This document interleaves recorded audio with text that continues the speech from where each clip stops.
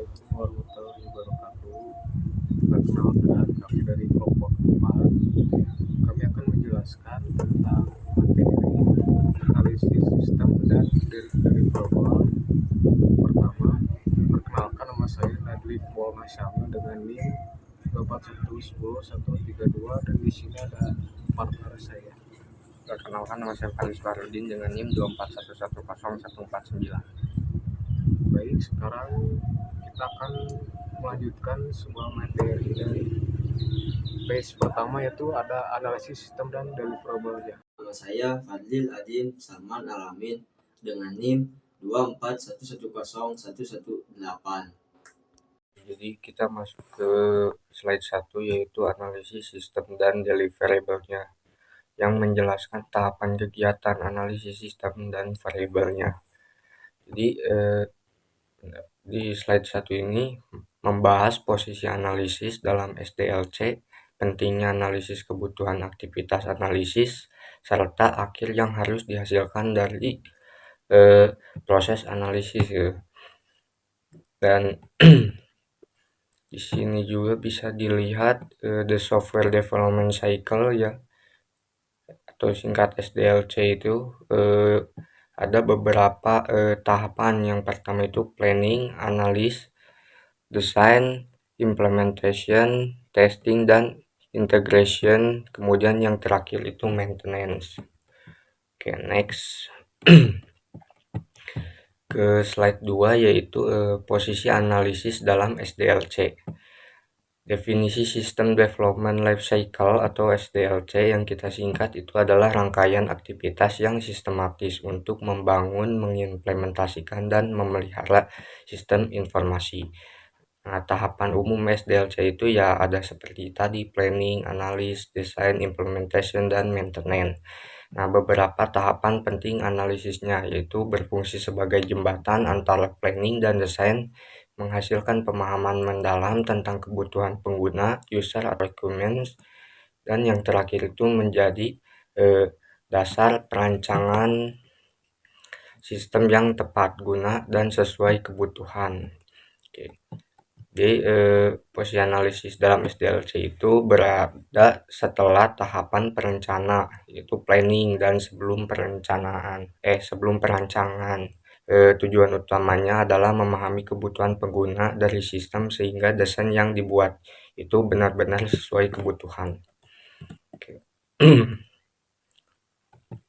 Lanjut ke slide 3, yaitu pentingnya analisis kebutuhan. Yang pertama itu menyelaras tujuan sistem dan bisnis, yang tujuannya membantu memastikan bahwa sistem yang dikembangkan mendukung tujuan bisnis dan operasional organisasi. Yang kedua itu mencegah pengembangan sistem yang tidak efektif. Nah, tujuannya itu tanpa analisis yang tepat, sistem yang dihasilkan mungkin tidak membandai atau bahkan tidak digunakan oleh pengguna akhir. Yang ketiga itu mengurangi resiko kesalahan. Jadi analisis yang kompresif dapat mengurangi kesalahan yang sering kali baru ditemukan saat sistem sudah berjalan. Dan yang terakhir, yang keempat itu meningkatkan keberhasilan proyek. Sistem yang dibangun berdasarkan analisis kebutuhan yang kuat memiliki peluang yang lebih besar untuk berhasil diimplementasikan. Jadi kenapa analisis itu penting ya? Yang pertama itu menyelaraskan tujuan sistem dengan tujuan bisnis. Yang kedua mencegah pengembangan sistem yang salah atau tidak pakai.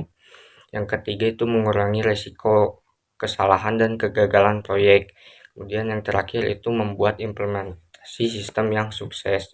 Lanjut ke slide 4, yaitu tujuan analisis sistem. Tujuan umumnya itu ada 3. Yang pertama menentukan kebutuhan pengguna dan organisasi. Yang kedua itu mengidentifikasi masalah dari sistem berjalan. Yang ketiga itu menghasilkan spesifikasi kebutuhan sistem baru. Kemudian tujuan khususnya itu meningkatkan efektivitas dan efisiensi proses bisnis, memastikan solusi yang diusulkan feasible secara teknis dan ekonomi. Kemudian yang ketiga itu mengurangi risiko kegagalan implementasi. Kemudian yang terakhir itu pertanyaan kunci dalam analisis sistem. Jadi ada pertanyaan, apa yang dibutuhkan pengguna, bagaimana proses bisnis itu berjalan saat ini, solusi seperti apa yang diharapkan. Lanjut ke slide 5, yaitu mengapa analisis penting. Statistik kegagalan proyek IT menurut Standard Group Chaos Report tahun 2020, 52% proyek IT itu gagal karena kebutuhan tidak didefinisikan dengan baik.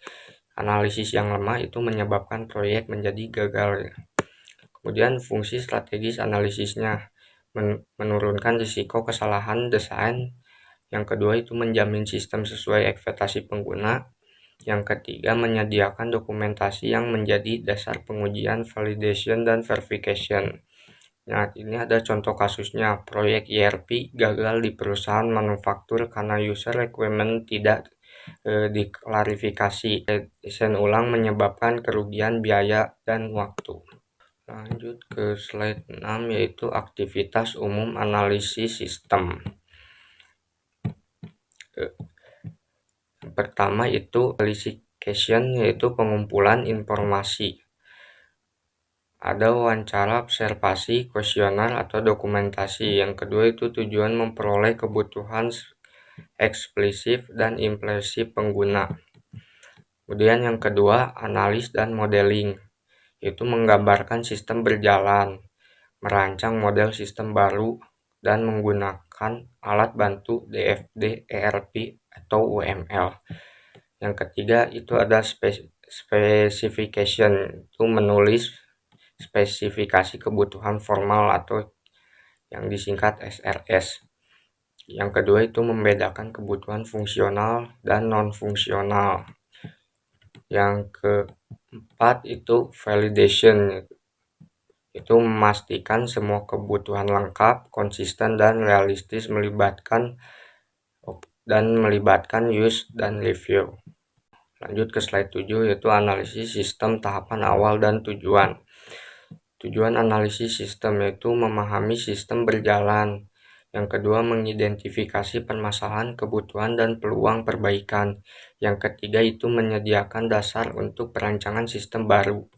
Nah, pertanyaan utama yang dijawab analis, apa yang sedang dilakukan sistem saat ini, masalah apa yang sering muncul, dan data apa yang dibutuhkan untuk keputusan yang lebih baik. Kemudian siapa saja stakeholder yang terlibat. Di sini ada contoh kasusnya. Dalam sistem akademik universitas, analisis menemukan masalah keterlambatan input nilai dosen. Tujuan analisisnya itu mengidentifikasi alur data nilai, bottleneck, dan peluang otomatisasi. Kemudian lanjut ke slide 8, yaitu analis masalah. Mengidentifikasi dan memvalidasi sebuah masalah. Langkah-langkah utamanya itu mengumpulkan data lapangan, observasi wawancara, dan dokumentasi. Yang kedua itu menganalisis gejala dan akar masalahnya, root cause analysis. Kemudian yang ketiga itu memprioritaskan masalah utama berdasarkan dampak. Ada beberapa alat bantunya. Yang pertama fishbone diagram, Pareto chart, dan 5Y analysis. Di sini ada contoh kasus dalam sistem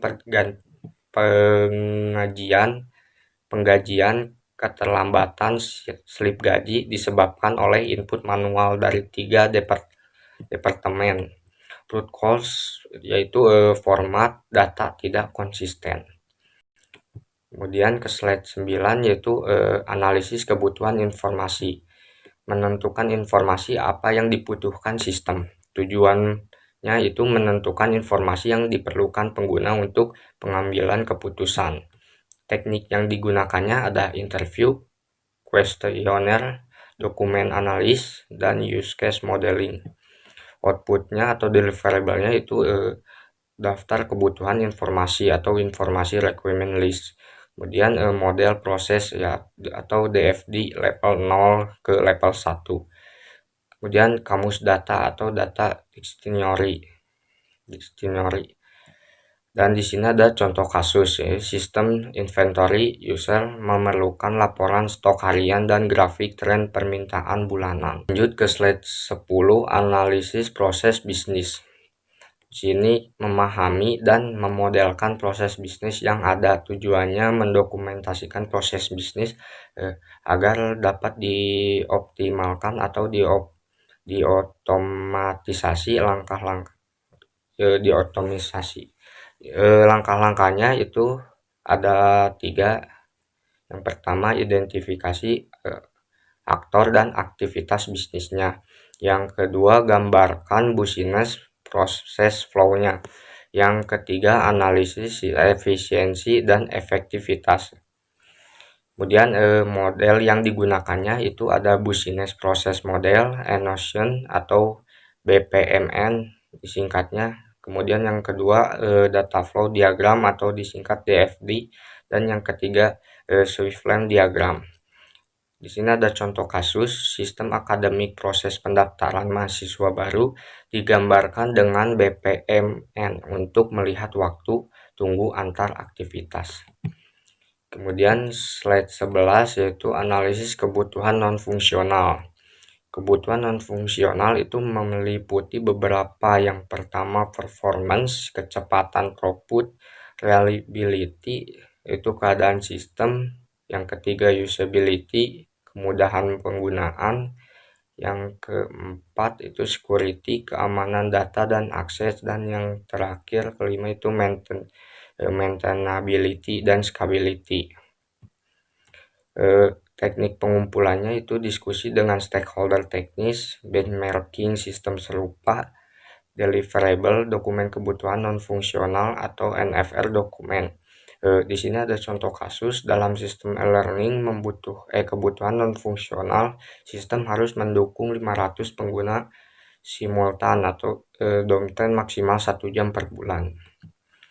Lanjut ke slide 12, itu dokumentasi kebutuhan sistem. Tujuan dokumentasi kebutuhan yaitu mengkomunikasikan kebutuhan pengguna kepada tim pengembang, kemudian menjadi dasar kontrak antara klien dan pengembang, dan menghindari kesalahpahaman selama pengembangan sistem.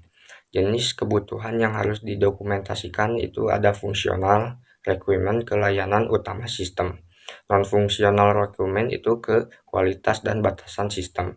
Kemudian yang terakhir constraint yaitu batas teknologi, anggaran, waktu. Deliverable-nya itu dokumen SRS atau software requirement specification. Kebutuhan sistem, yaitu ada tujuan dokumentasi kebutuhan, yaitu mengkomunikasikan kebutuhan pengguna kepada tim pengembang, menjadi dasar kontrak antara klien dan pengembang, dan menghindari kesalahpahaman selama pengembangan sistem. Yang kedua, ada jenis kebutuhan yang harus didokumentasikan, yaitu functional requirement atau layanan utama sistem. Terus non-functional requirement, yaitu kualitas dan batasan sistem. Dan constraints, batas teknologi, anggaran, waktu. Yang ketiga ada deliverable, yaitu dokumen SRS, yaitu software requirement specification. Yang slide 14, use case diagram interaksi aktor sistem. Yaitu ada tujuan use case diagram dengan menggambarkan hubungan antara aktor dan fungsi sistem, menunjukkan cakupan sistem dari perspektif pengguna. Kedua elemen utama yaitu aktor, entitas luar yang berinteraksi, use case, fungsi atau layanan yang diberikan sistem. Terus association, include, extend relationship.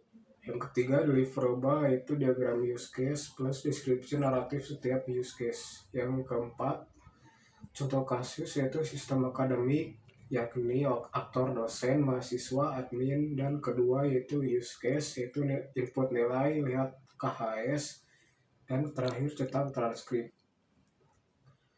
Yang slide 15 ada data flow diagram atau DFD, yaitu alur data dalam sistem.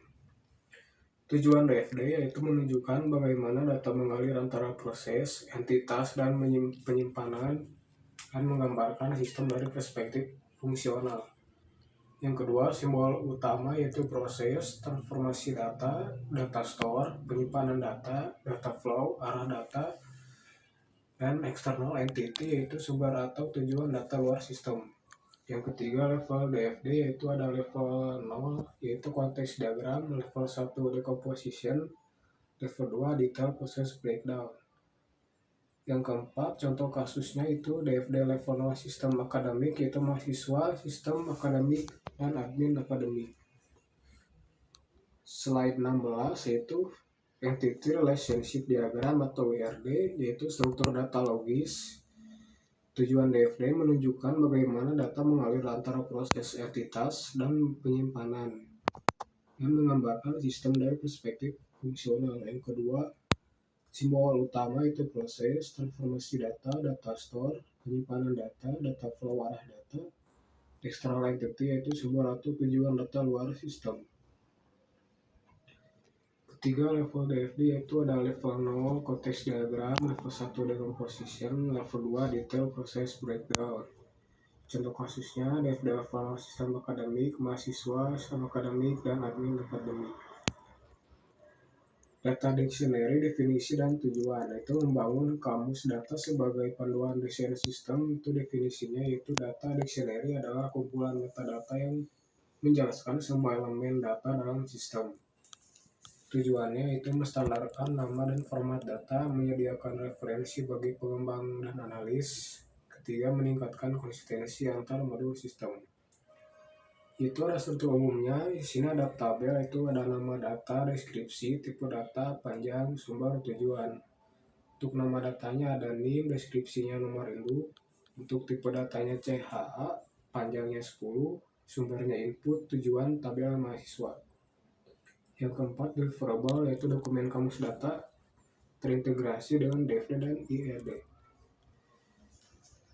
Yang slide 18 itu ada kelas diagram Object Oriented Analysis Design, yaitu memodelkan struktur objek dan relasi atau OOAD.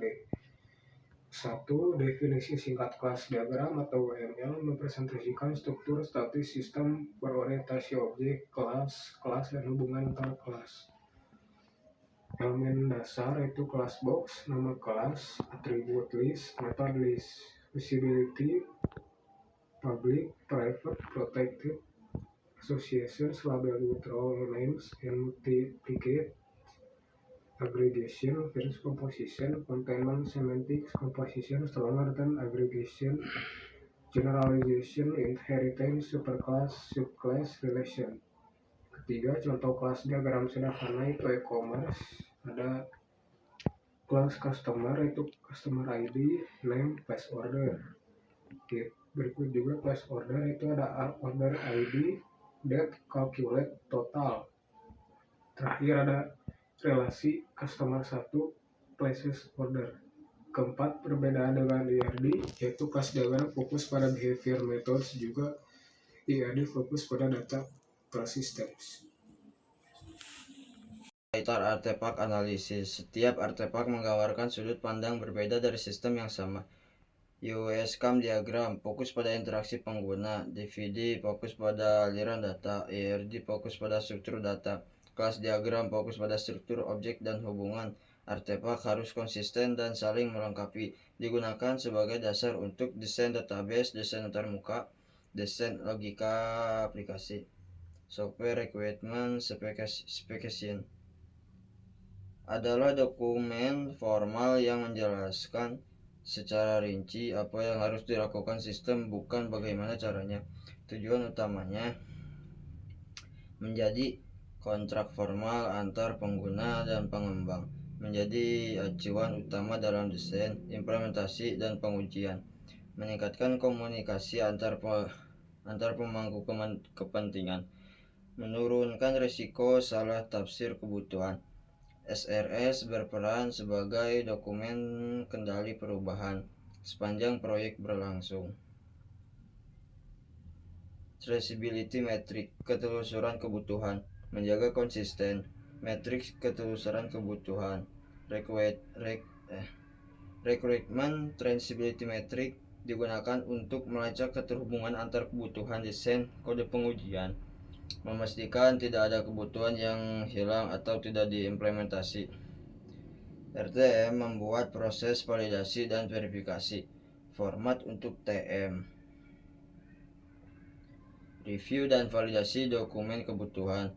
Tujuan review SRS memastikan kebutuhan lengkap, benar, konsisten, dan realistis. Mengidentifikasi ambiguitas, duplikasi, atau konflik kebutuhan. Teknik validasi: Walcott mating, property, pre-review, inspection, requirement validation checklist. Kriteria kualitas RSE. Checklist artefak hasil analisis. Checklist delivery analysis system sebelum masuk tahap desain digunakan oleh tim QA dan analisis untuk memastikan seluruh hasil analisis terdokumentasi dan tervalidasi sebelum proyek berlanjut ke tahap desain sistem. Ringkasan konsep penting analisis sistem. Analisis sistem tahap mengurangi masalah bisnis dan kebutuhan pengguna. Tujuan utama memahami apa yang sistem harus lakukan. Aktivitas utama identifikasi masalah dan peluang, pengumpulan dan analisis kebutuhan. Evaluasi kelayakan, pemodelan sistem berjalan. Deliverable utama, use case diagram, DVD-RD, kamus data, dokumen SRS. Keluaran tahap ini. Input bagi desain sistem. Tantangan umum dalam analisis sistem.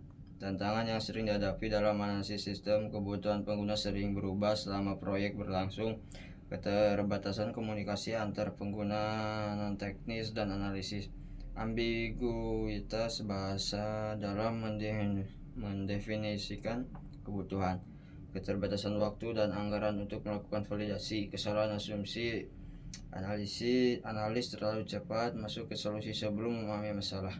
Tantangan dokumentasi: artefak tidak konsisten antar tim.